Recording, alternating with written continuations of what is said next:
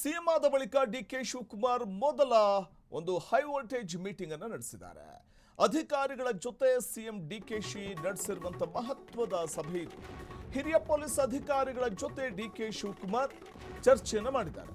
ತಾವು ಮುಖ್ಯಮಂತ್ರಿ ಆದ ಬಳಿಕ ಅಧಿಕಾರಿಗಳ ಜೊತೆ ನಡೆಸಿದಂತಹ ಮೊದಲ ಸಭೆ ಇದು. ಹಿರಿಯ ಪೊಲೀಸ್ ಅಧಿಕಾರಿಗಳ ಜೊತೆ ಡಿಕೆ ಶಿವಕುಮಾರ್ ನಡೆಸಿದ ಮೊದಲ ಸಭೆ ಇದು. ವಿಧಾನಸೌಧದಲ್ಲಿ ಉನ್ನತ ಮಟ್ಟದ ಅಧಿಕಾರಿಗಳ ಜೊತೆ ಸಭೆ ನಡೆಸಿದ್ರು.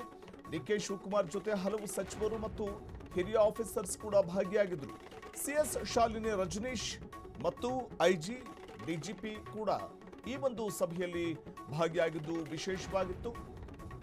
ಪ್ರಮುಖವಾಗಿ ಕಾನೂನು ಸುವ್ಯವಸ್ಥೆ ಕುರಿತಾಗಿ ಪೊಲೀಸರ ಜೊತೆ ಮಾತುಕತೆ ನಡೆಸಿದ್ದಾರೆ ಸಿಎಂ. ರಾಜ್ಯದಲ್ಲಿ ಕಾನೂನು ಸುವ್ಯವಸ್ಥೆ ಹದಗೆಡದಂತೆ ಈ ವೇಳೆ ಡಿಕೆ ಶಿವಕುಮಾರ್ ಸೂಚನೆಯನ್ನ ಕೊಟ್ಟಿದ್ದಾರೆ. ಅಧಿಕಾರಿಗಳ ಜೊತೆ ನಡೆಸಿದಂತ ಮಹತ್ವದ ಸಭೆ ಇದು. ಹಿರಿಯ ಪೊಲೀಸ್ ಅಧಿಕಾರಿಗಳ ಜೊತೆ ಡಿಕೆ ಶಿವಕುಮಾರ್ ಮಹತ್ವದ ಸಭೆಯನ್ನ ನಡೆಸಿದ್ರು.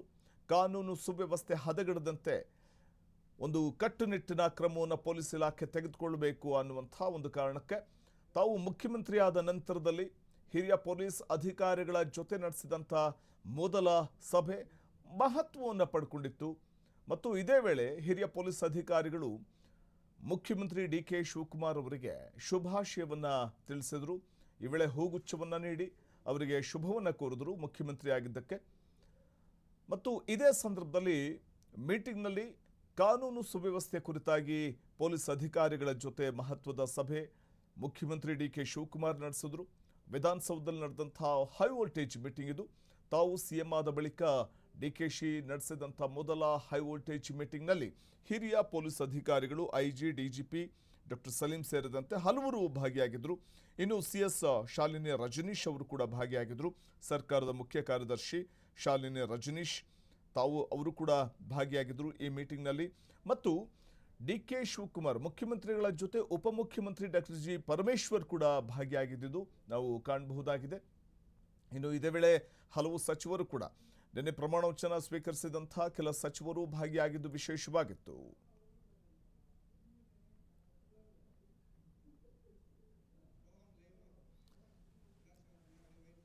ಈ ಕುರಿತು ಮತ್ತಷ್ಟು ಮಾಹಿತಿಯನ್ನ ನೀಡಲಿಕ್ಕೆ ವಿಧಾನಸೌಧದಿಂದ ನೇರ ಸಂಪರ್ಕಕ್ಕೆ ಬರ್ತಾ ಇದ್ದಾರೆ ನಮ್ಮ ಪ್ರತಿನಿಧಿ ರೋಹನ್. ಇವತ್ತು ಅಂದ್ರೆ ಡಿಕೆ ಶಿವಕುಮಾರ್ ಮುಖ್ಯಮಂತ್ರಿ ಆದ ನಂತರದಲ್ಲಿನ ಮೊದಲ ಒಂದು ಮೀಟಿಂಗ್ ಇದು ಪೊಲೀಸ್ ಅಧಿಕಾರಿಗಳ ಜೊತೆ. ಯಾವೆಲ್ಲ ವಿಚಾರಗಳ ಕುರಿತಾಗಿ ಈ ಒಂದು ಮೀಟಿಂಗ್ನಲ್ಲಿ ಚರ್ಚೆ ಆಯಿತು? ಅದರಲ್ಲೂ ಕಾನೂನು ಸುವ್ಯವಸ್ಥೆಯನ್ನ ಮತ್ತಷ್ಟು ಬಿಗಿಗೊಳಿಸುವಂಥ ಒಂದು ನಿಟ್ಟಿನಲ್ಲಿ ಕರೆಯಲಾಗಿದ್ದಂಥ ಹಿರಿಯ ಪೊಲೀಸ್ ಅಧಿಕಾರಿಗಳ ಜೊತೆಗಿನ ಈ ಒಂದು ಮೀಟಿಂಗ್ನಲ್ಲಿ ಏನೆಲ್ಲ ಚರ್ಚೆ ಆಯಿತು, ಎಷ್ಟು ಮಹತ್ವ ಪಡ್ಕೊಂಡಿತ್ತು ಈ ಮೀಟಿಂಗ್ ಅಂತ?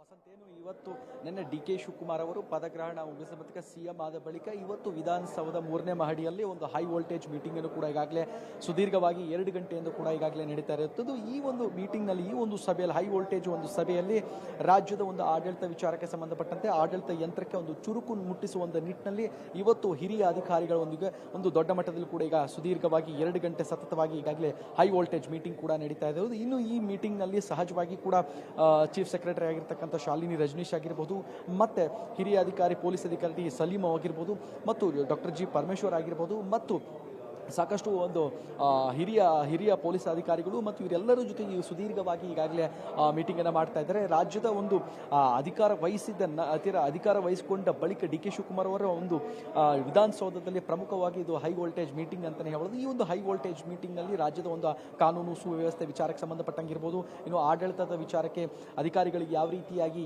ಒಂದು ಚುರುಕನ್ನು ಮುಟ್ಟಿಸಬೇಕು ಅನ್ನುವಂತಹ ನಿಟ್ಟಿನಲ್ಲಿ ಸಾಕಷ್ಟು ಇವತ್ತು ಮೀಟಿಂಗನ್ನು ನಡೆದಿದೆ. ಇವತ್ತು ಈ ಮೀಟಿಂಗ್ನಲ್ಲಿ ಇನ್ನೇನು ಕೆಲವೇ ಗಂಟೆಗಳಲ್ಲಿ ಕೂಡ ಈ ಮೀಟಿಂಗ್ ಕೂಡ ಮುಗಿಯುತ್ತೆ. ಆ ಮೀಟಿಂಗ್ನಲ್ಲಿ ಕೆಲವೊಂದಿಷ್ಟು ವಿಚಾರಗಳು ಯಾವ್ಯಾವ ರೀತಿಯಾಗಿ ಚರ್ಚೆ ಆಗುತ್ತೆ ಅವನ್ನೆಲ್ಲವೂ ಸಂಬಂಧಪಟ್ಟ ಹಾಗೆ ಕೆಲವೊಂದಿಷ್ಟು ಈಗ ವಿಷಯ ಇನ್ನೇನು ಕೆಲವೇ ಕ್ಷಣಗಳಲ್ಲಿ ಬರ್ಬೋದು. ಒಟ್ಟಿನಲ್ಲಿ ಈ ಒಂದು ಹೈ ವೋಲ್ಟೇಜ್ ಮೀಟಿಂಗ್ ಏನಿದೆ, ಈ ಒಂದು ಸಭೆ ಏನಿದೆ, ರಾಜ್ಯದ ಒಂದು ಅಡ್ಮಿನಿಸ್ಟ್ರೇಷನ್ ಮತ್ತು ಕಾನೂನು ಸುವ್ಯವಸ್ಥೆ ಇದಕ್ಕೆ ಸಂಬಂಧಪಟ್ಟ ಹಾಗೆ ಯಾವ ರೀತಿಯಾಗಿ ಕಾರ್ಯವೈಖರಿ ಆಗಿರಬೇಕು, ಯಾವ ರೀತಿಯಾಗಿ ತೆಗೆದುಕೊಂಡು ಹೋಗಬೇಕು, ಇವೆಲ್ಲ ಒಂದು ನಿಟ್ಟಿನಲ್ಲಿ ಇವೆಲ್ಲ ಒಂದು ವಿಚಾರವನ್ನು ಕೂಡ ಇಟ್ಕೊಂಡು ಇವತ್ತು ದೊಡ್ಡ ಮಟ್ಟದಲ್ಲಿ ಸಭೆ ನಡೀತಾ ಇದೆ. ಇನ್ನೂ ಕೆಲವೇ ಕ್ಷಣಗಳಲ್ಲಿ ಈ ಸಭೆಯ ಬಳಿಕ ಕೂಡ ಸಭೆ ಮುಕ್ತಾಯ ಆಗುತ್ತೆ. ಆ ಸಭೆಯ ಬಳಿಕ ಕೆಲವೊಂದಿಷ್ಟು ಮಾಹಿತಿ, ಕೆಲವೊಂದಿಷ್ಟು ವಿವರಗಳು ಸಿಗ್ಬೋದು ಅಂತಲೇ ಹೇಳ್ಬೋದು. ಇನ್ನೊಂದು ಪ್ರಮುಖ ವಿಚಾರ ಏನಂತಂದರೆ, ಇದು ರಾಜ್ಯದಲ್ಲಿ ಕಾನೂನು ಸುವ್ಯವಸ್ಥೆ ಏನಿದೆ, ಲಾ ಆ್ಯಂಡ್ ಆರ್ಡರ್ ಬಗ್ಗೆ ಇವತ್ತು ಸುದೀರ್ಘವಾಗಿ ಚರ್ಚೆ ನಡೀತೆ. ಲಾ ಆ್ಯಂಡ್ ಆರ್ಡರ್ನಲ್ಲಿ ಸಾಕಷ್ಟು ಕೂಡ ಯಾವ ರೀತಿಯಾಗಿ ಡೈರೆಕ್ಷನ್ಸ್ ಕೊಡಬೇಕು.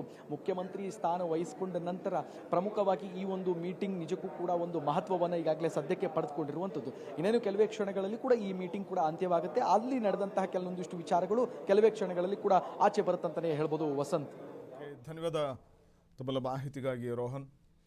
ವಿಧಾನಸೌಧದಲ್ಲಿ ಉನ್ನತ ಅಧಿಕಾರಿಗಳ ಸಭೆಯನ್ನ ಕರೆಯಲಾಗಿತ್ತು. ಡಿಕೆ ಶಿವಕುಮಾರ್ ಮುಖ್ಯಮಂತ್ರಿಯಾದ ನಂತರದಲ್ಲಿ ಕರೆಯಲಾದಂಥ ಮೊದಲ ಸಭೆ ಇದು. ಹಿರಿಯ ಪೊಲೀಸ್ ಅಧಿಕಾರಿಗಳ ಜೊತೆ ಡಿಕೆ ಶಿವಕುಮಾರ್ ಚರ್ಚೆಯನ್ನು ಮಾಡಿದ್ರು.